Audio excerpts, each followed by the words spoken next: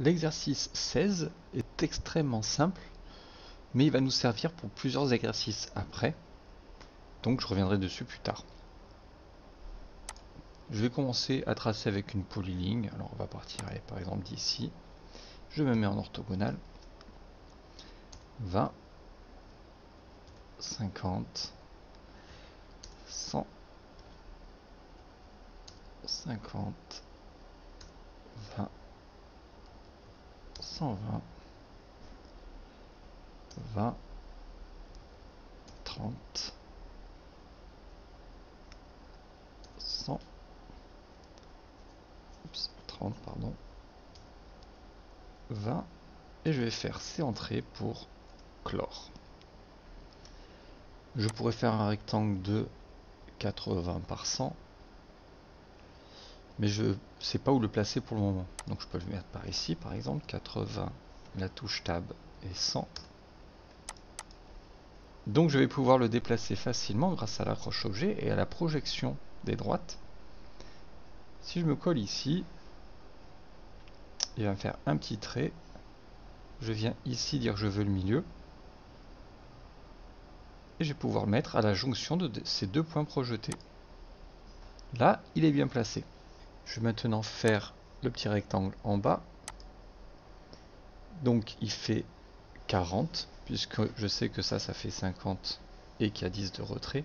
Si là je tape 40, eh bien c'est toujours le même système orthogonal. D'accord. Et dans un système orthogonal, si je fais un déplacement de 40, ça aurait tendance à partir vers la droite. Donc je vais devoir taper moins 40, tabulation, et je sais que mon rectangle fait 20 de haut. Et c'est bon, il est juste. Je vais juste le déplacer de 10. Alors pourquoi 10? Je sais que j'ai 3 rectangles qui font 20 chacun de hauteur. 3 fois 20, ça va faire 60. Là, ça fait 100 au total. Il me reste donc 40 à combler. Comme j'ai 4 interstices, 40 divisé par 4, 10. Donc je vais pouvoir déplacer ça de 10.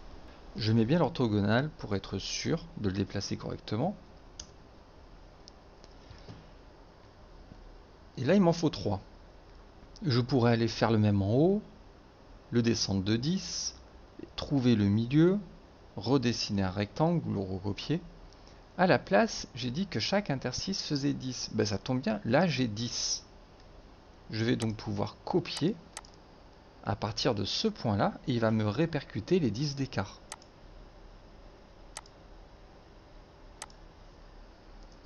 J'aurais aussi pu me dire, chaque rectangle fait 20 de haut, il y a 10 d'écart.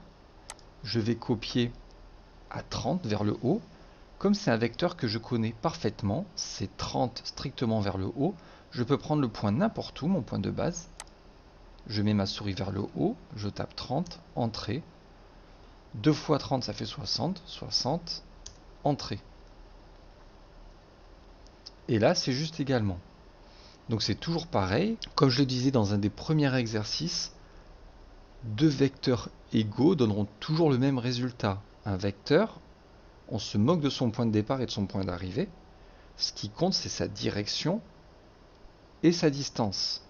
Donc un vecteur qui serait pris ici, ou sur un point de ce rectangle, ou à droite comme je l'ai fait, du moment que c'est 30 vers le haut, ça fait la même chose. Il reste à tracer les cercles là. Toujours grâce aux lignes de référence d'accrochage, je vais pouvoir trouver le centre de mon cercle. Je sais que mes cercles là ont l'air d'être centrés par rapport à ce point, et ils font 10 de rayon. Ils font donc 20 de diamètre. Mes rectangles à gauche font 20 de hauteur, j'en ai 3, j'ai 3 cercles, donc leurs centres sont placés aux mêmes hauteurs.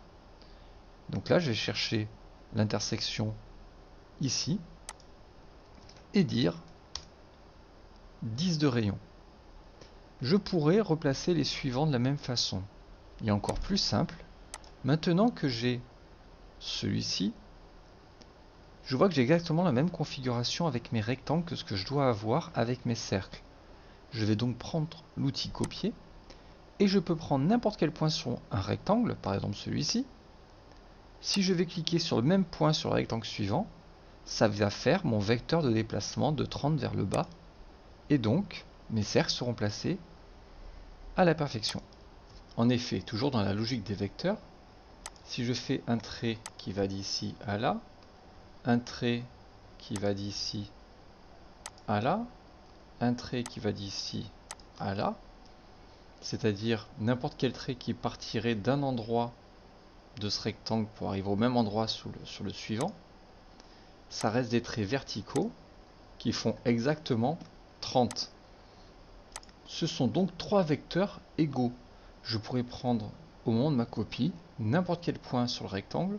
Du moment que j'arrive sur le même point sur le rectangle en dessous, je fais un déplacement de 30 de manière verticale vers le bas. Ce sera obligatoirement juste car tous ces vecteurs sont égaux. Voilà, l'exercice est très simple, j'espère que vous avez tout compris. Ça va se corser un peu après, on va repartir de la même base pour voir l'outil raccord et les chanfreins plus tard. Je vous donne rendez-vous donc à l'exercice numéro 17. Je vous rappelle que dans la description de la vidéo, vous trouverez un lien de téléchargement de l'exercice au format JPEG. À bientôt.